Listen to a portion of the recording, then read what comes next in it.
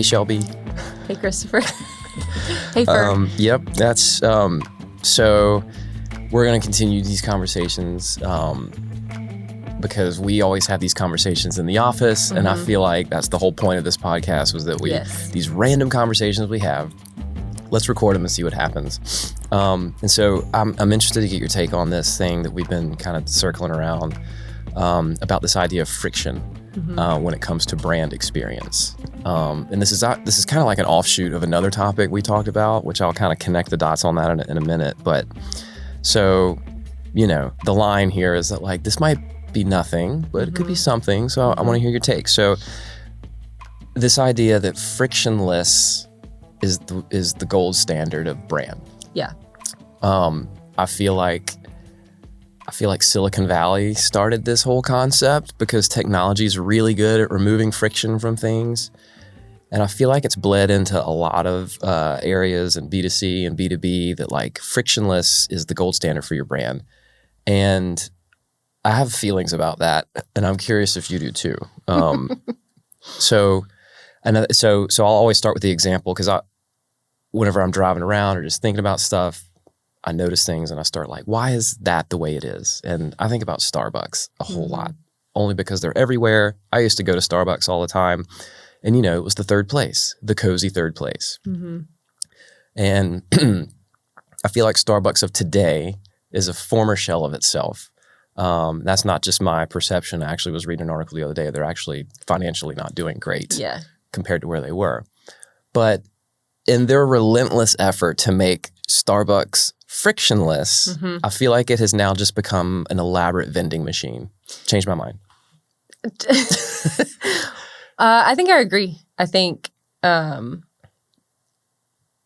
largely what we're talking about is their pivot that sort of happened in 2020 with a lot of consumer, food, beverage companies trying to stay afloat. Yeah. So when COVID happened, they tried to do a lot of things to create a contactless experience because that reduced anxiety for the customer, right? And there was a time and place for that.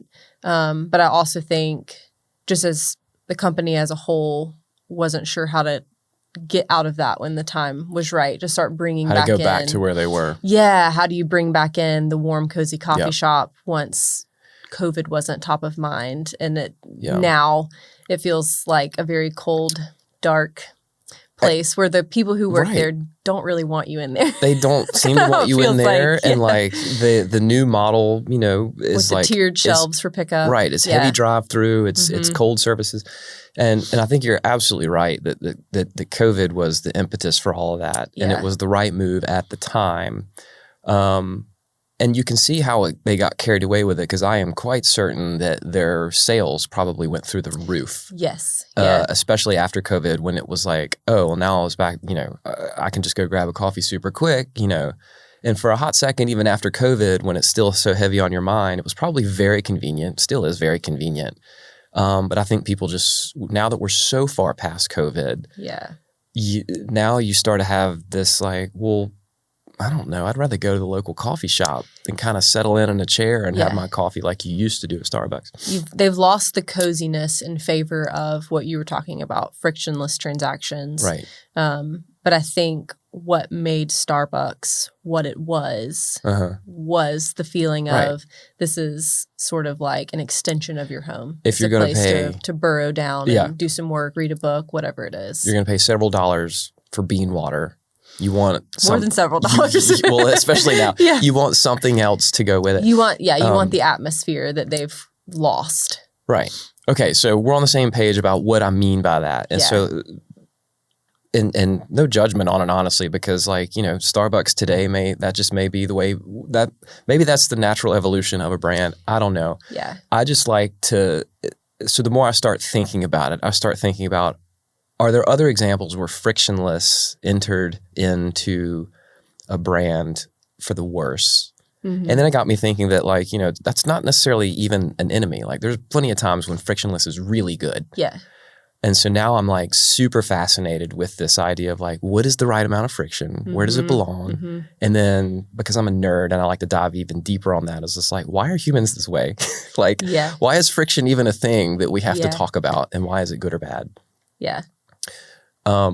So I think frictionless is great for things like Uber. Mm-hmm. The tap to pay, famously the U.S. took forever to get on the board with tap and pay. COVID sort of was the impetus for that passwords. too. Autofill passwords, all that friction that goes away. Love that. Yes. And so so how much friction is too much friction, and how much non-friction is a bad thing, in your opinion? So I think it depends on the market, but I think one thing to keep in mind for brands is you can be a frictionless brand, like an Apple Pay, where they're not necessarily thinking about the fact that they're using Apple Pay. They're just using this tool that makes things easier in their life. Or you can be a memorable brand, right? Right. Where you create necessary friction for the user experience. But I think it's important to know which one you are, and it's also important to acknowledge that it's hard to be both. Yes.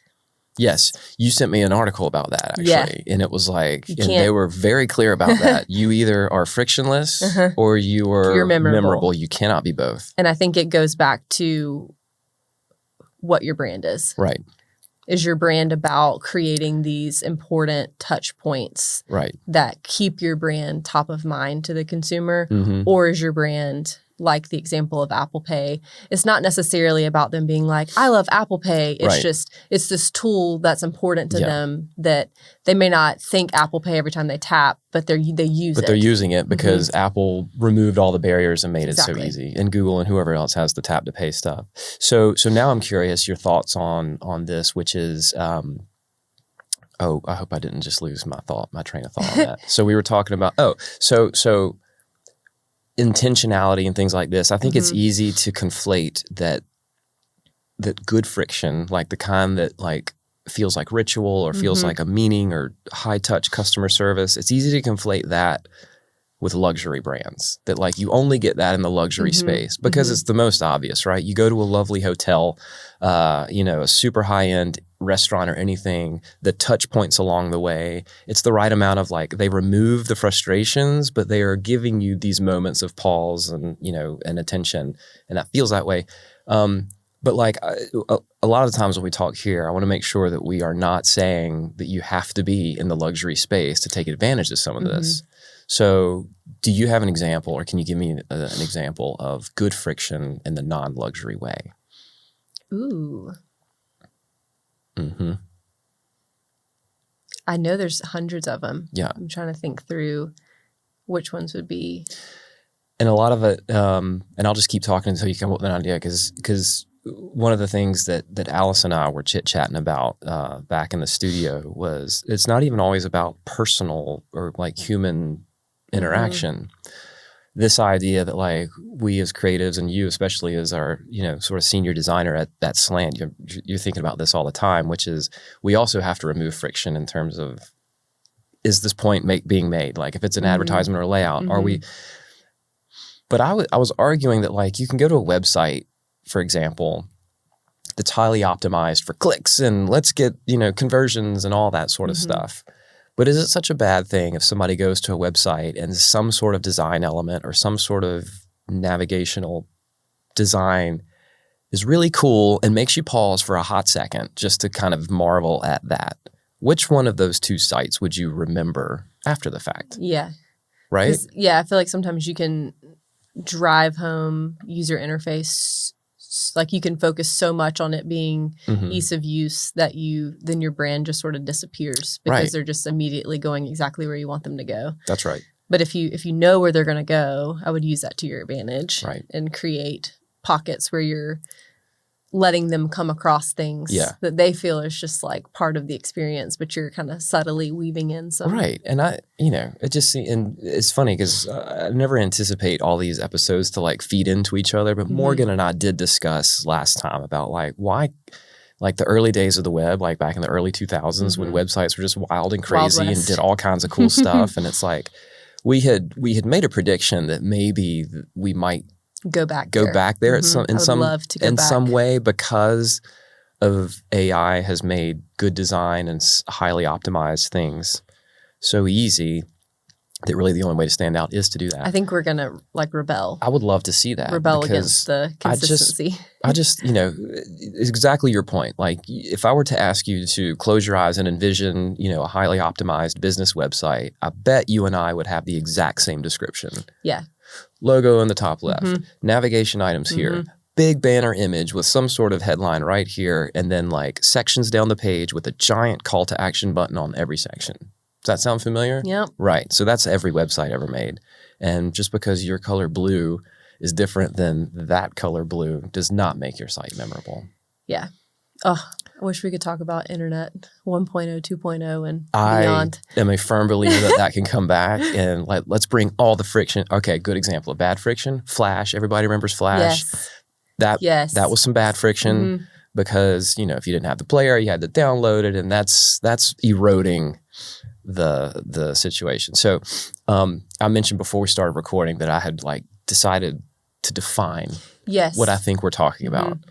So let me see how this sits with you. So I would define bad friction as it feels sloppy, or it's intentional to sloppy in the sense that they didn't think it all the way through, or in the case of a medical office, no offense to the medical professionals out there, but when you have to fill out 12 forms, they didn't intentionally design it that way. You can see how that happened. It was just you need one form for legal and that was it. And then maybe you need one for insurance. And then over time, now it's just 12 forms and no one, Yes. Very bad friction. Or you have friction that is super frustrating and intentionally designed to fluster the customer. And I think about car dealerships. Yes. Buying a car, that whole process is designed to sort of frustrate you into just sort of giving in kind of thing. Meant to disorient, yeah. And it's just all bad. So I think we can all agree on that. I would think, so on the flip side of that, I would define good friction as something that causes you to pause, moments of delight, or something's been designed into a product or a process that signals quality or care. I think about a good friction example that I was thinking of was American Express. They are still one of the best in terms of customer service.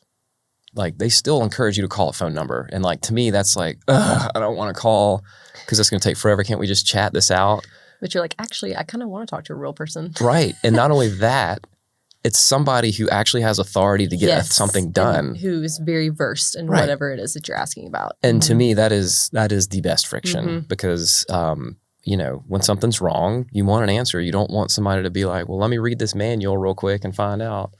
So good friction signals quality or intent or whatever. And on the flip side of all of that, we've got frictionless. And I think we talked about some good examples of that, which is Apple Pay. Uber's a great example. And I think the qualifier there is does anyone miss the old way? Yes. And if they don't, I would say that was a good move. So we talked about missing the old Starbucks. Maybe not a great move, but no one misses writing a check or being behind the woman in the grocery aisle who's writing a check. Nobody misses that. Or having to deal with a nasty cabbie that you have no idea if they're going to take you somewhere. You don't know where you're going. Oh, cabs. Bad frictionless, is what we just talked about. Though it turns an experience into a vending machine. When you were talking about an example of a non-luxury space where intentional friction is valuable, one thing that I was thinking about was Disney World. I have not been in quite a while, so I don't. But you have been. I have been. Yes. Okay. But throughout, there are all of these purposeful friction points about the bands, and there's all these things that you have to get there that only work there. Right. That I think if you took the name Disney away, you'd be that seems so cumbersome. But it's become this oh, you only get this band if you go, and then you kind of value it, and it becomes this physical piece of your experience that are all subtle ways that it creates touch points for Disney World, right? For them to interact with a person who works there or interact with a certain aspect of the brand that just doubles down on the brand loyalty. Yep. But that's a space where I would say that's not inherently luxury, right? It's a theme park. I would agree with that. Yeah. Because I think it's important for, we work with all kinds of brands, right? We work with big ones and small ones. And I think what we're talking about is important because if you want your brand to, so one of the very first episodes we did was about staying special. And it's like one of the best ways to stay special is to have that right amount of something in there. And like, that's what makes you unique. And so that's what you're talking about with Disney is like, they literally look at every single thing about all the way down to the folks who collect the trash. And like, yes, everything that they do is with intention. I remember watching a moment the first time we took our kids to Disney and my daughter, the youngest, was having an absolute meltdown. As you might expect. And a gentleman that was emptying one of the trash cans stopped what he was doing and came up to her, knelt down to her level and said, "Why are we crying? You're at Disney World." And like and then put a sticker on her and she stopped crying and then he went about his business. And I kept thinking, holy smokes, like what a moment that everybody that works there cares so deeply about the experience you're having there. I think that's fascinating and worth an entire episode about how Disney pulled that off. But I think customer service is really, if you don't have anything, if you're in the commodity business or whatever, then customer service is the easy one to start with. All right, so now I'm going to throw some nerd stuff at you because do you know why humans are like this? Or like friction, is it a thing that we even have to talk about? Do you have any thoughts on that or know why we are like this? I mean, I think if you want to get like super basic about it, I think as humans we crave comfort, right? Okay. So anytime you introduce friction into the mix, we want to go back to the baseline of comfort. So I think that's at a high skill level, that's what it is. Right. But I'm curious what you're about to say. No, I think you're absolutely right. And again, I'm not a psychologist. I'm not a biologist, but I did some digging on it because I am curious about this and you're circling around the exact right thing, which is we do value comfort. And so one of the interesting theories on this was that the right amount of friction causes a little bit of something and then returns us right back to comfort. And we remember that. But on like a physiological level, this is where I think it gets fascinating. So bad tension, let me back up.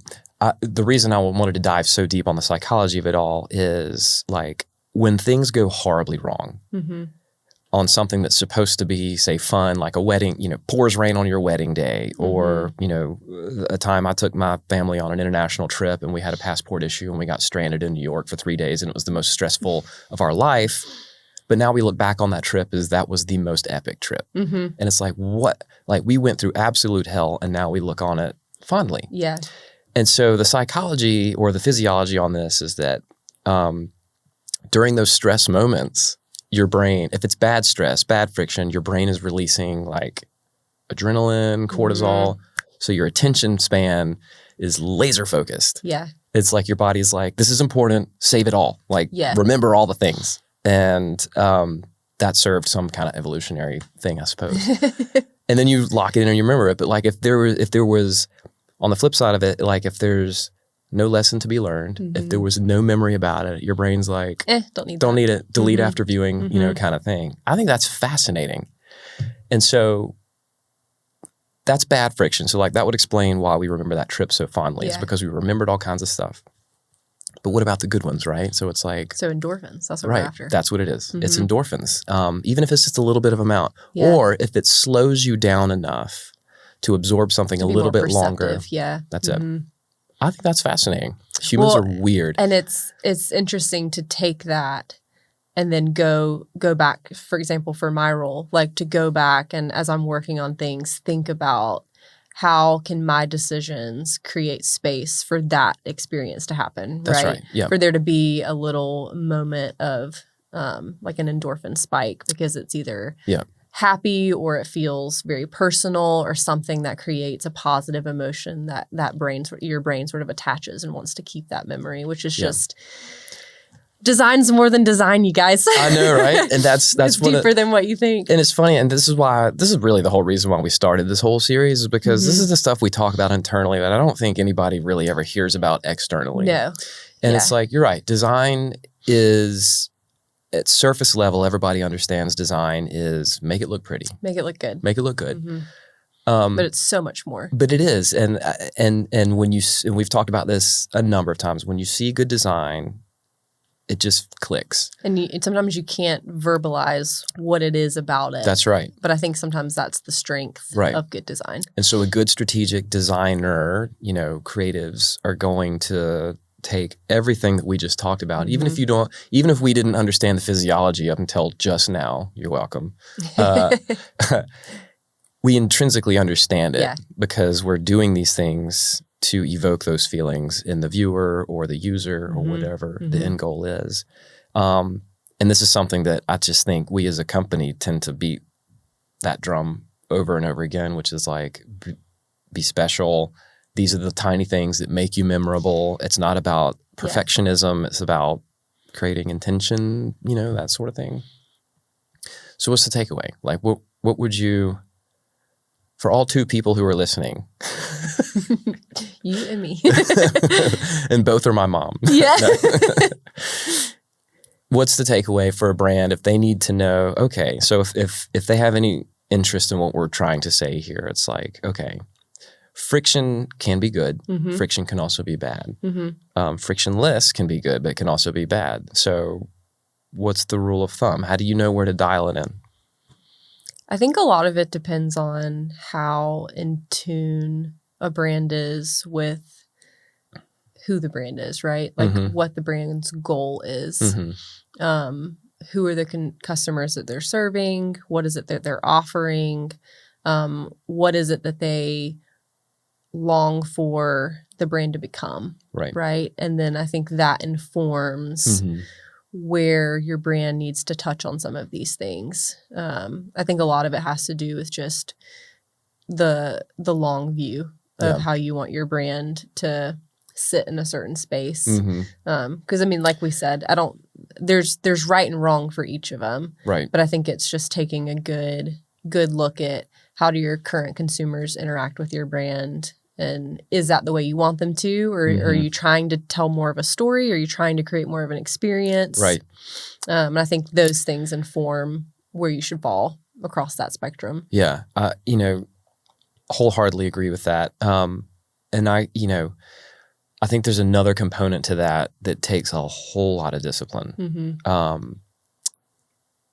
I feel like this is relevant. So if it's not, just cut me off. But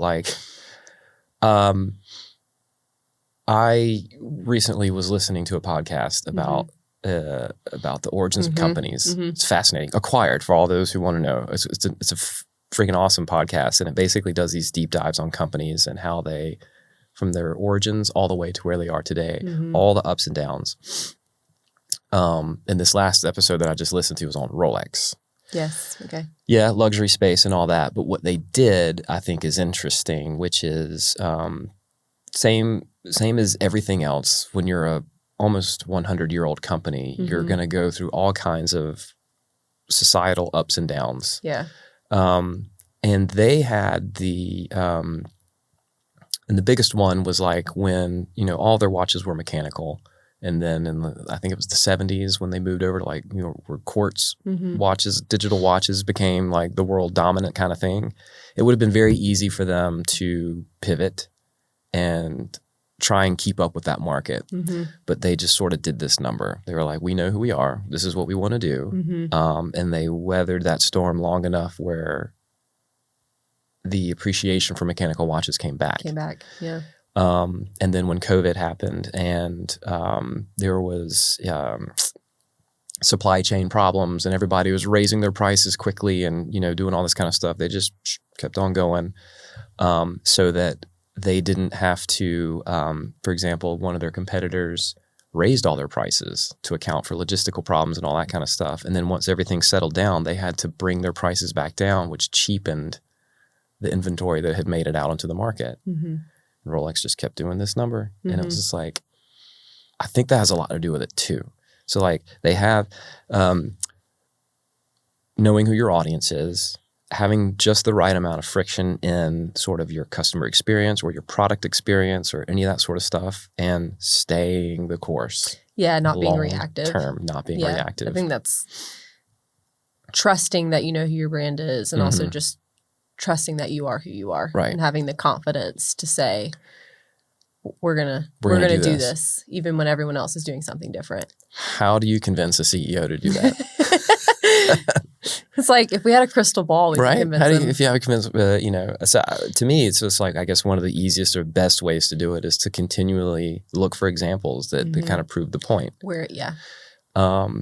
And making sure, because I feel like if you have done the hard work to know who you are, who your brand is, what you stand for, the creative can change all the time. And that sort of keeps things fresh and moving all the time. I think we've talked about before the difference between brand expression, which is your campaigns and your all that sort of stuff. All that can change.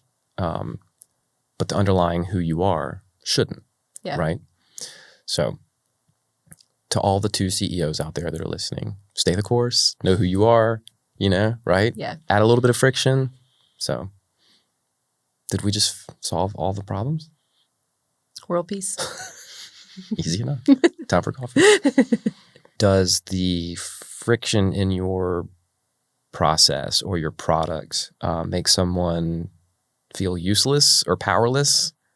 Like the medical office example, or like when you're stuck in the middle of an insurance, all that, just you feel powerless and frustrated. Or does it make them feel cared for? And so if then that's when you know it's bad friction versus good friction, right? So like that's kind of the easy tell. It's like, are you getting complaints or are you getting compliments? And if you're getting complaints, that's bad friction. You ought to consider what to do about that and make that an easier process. On the flip side of that, like if you're going to remove something, does it remove effort or does it remove meaning? Right? And so like effort could be a good thing or a bad thing, but if it's taking away so Starbucks example, right? If you're taking away and you're making your stores smaller, less tables, less comfortable, because you don't need them, but you're also taking away your meaning. So like they took away some effort in getting your drinks, but they also took away a little bit of meaning. Yeah. And then lastly, like, are we simplifying this or are we just hollowing it out? Right? So like simplifying versus hollowing out, meaning Uber definitely simplified it. Call streamlined, done. I would say like going to a hotel where I can check myself in and like get a digital key and not have to talk to It feels very lonely. It feels very lonely, and I feel like that hollows out the experience of hospitality. Yeah. So maybe if you're a frequent traveler, you don't want to deal with that kind of stuff. So I can get that. Yeah. But anyway, I don't know. There was just some thoughts that I had. So like a litmus test of like if you're analyzing your product or your service offering or whatever, take a look at those things. Yeah. See if there's something worth changing. I think about going back to the Disney example.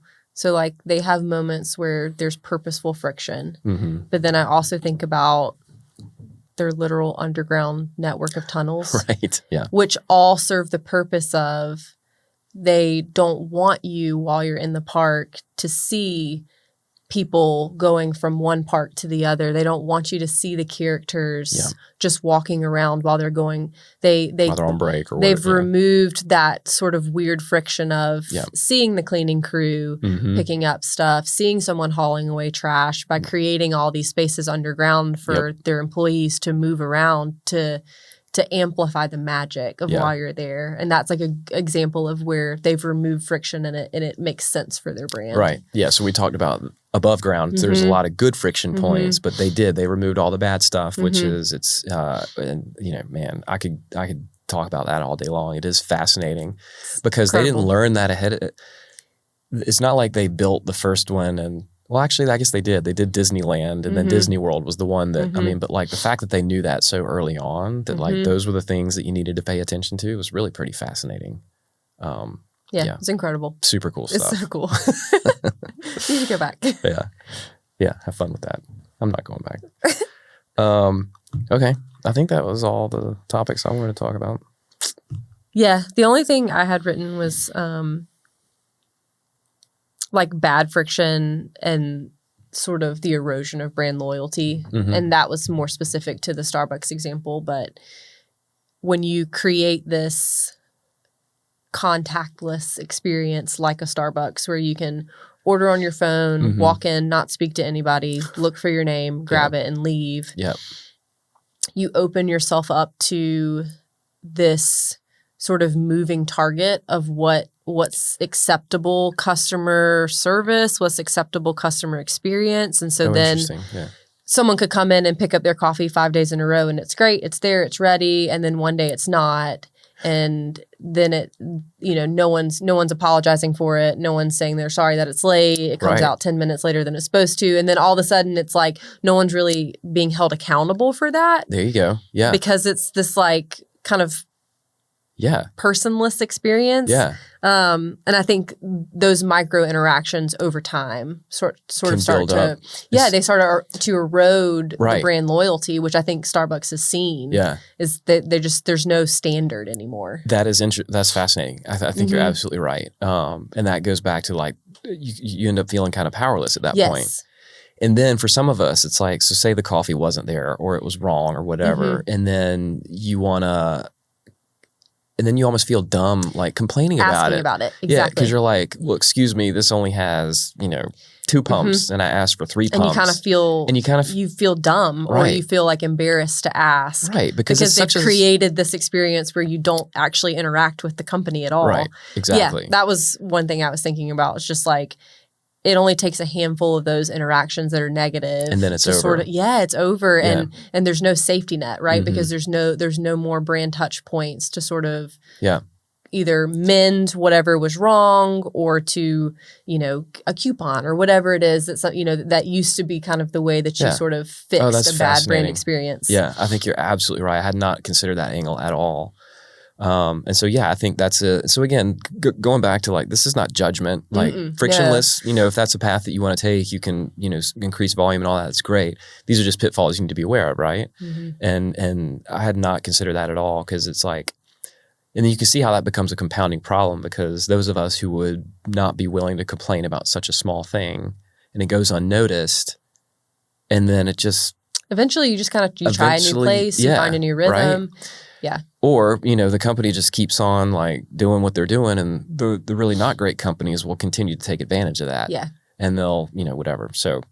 Yeah. And I think if even deeper on that whole idea is, if your employees aren't regularly interacting with customers, they're not trained in the art of customer service. Yeah. So then you don't even have qualified people at the forefront to handle issues like that. And so then it's just a domino effect. So even if you did, want to talk to that one particular person about it, they're going to be like, well, I can't do anything about it. Or I don't do that. Yeah. They're so used to not interacting with customers that it's not part of their job anymore. Right. So then when they actually do, it's just kind of a weird fumbled experience where it feels awkward for both. Right. Yeah.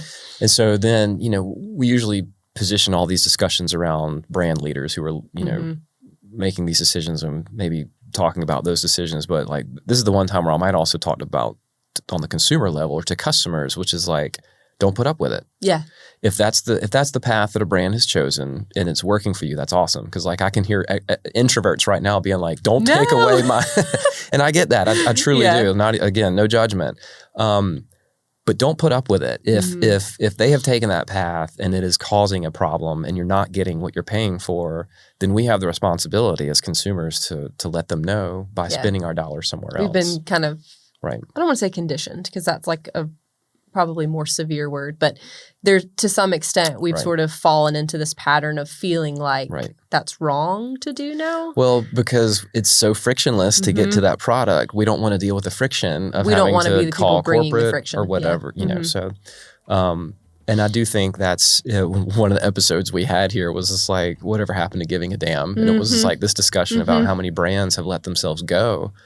And I think that's how it happens. Yeah. Is the customers aren't vocal, or they just spend their, they're not willing to go spend their dollars somewhere else. Yeah. So key takeaway there.